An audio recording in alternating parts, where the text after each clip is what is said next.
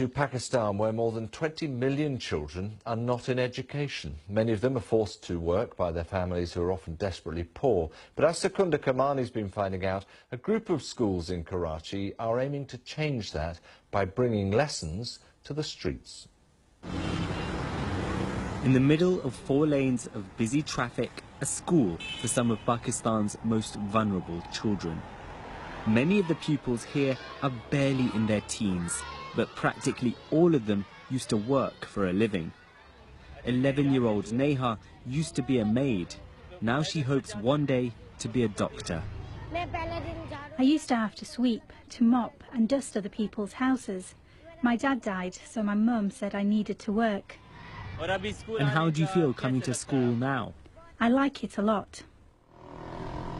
There are said to be hundreds of thousands of street children in the city of Karachi. Many of them live and work in the shadow of this religious shrine, where local charities and devotees distribute free food. So that's where one local businesswoman decided to start a school, opposite the shrine, underneath a flyover.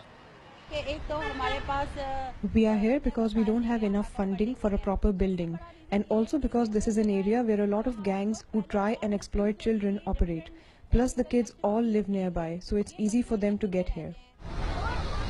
Well, at times the noise from the traffic can be pretty deafening. You can see just how close the cars are the other side of this fence. But the school is hugely popular. 600 children are registered here alone. And there's 2 other schools just like this elsewhere in the city. They say they'd like to open more, but they don't have enough funds. The school runs entirely on voluntary donations, but manages to provide free lunches and school uniforms. They also pay each child the equivalent of around 30 pence a day to make up for the money they would have been earning. That helps persuade their parents to allow them to attend. At first, my mum wouldn't let me come. I said I wanted to study, but she said no, I need to work. But since I've learnt to read and write, my mum is really happy.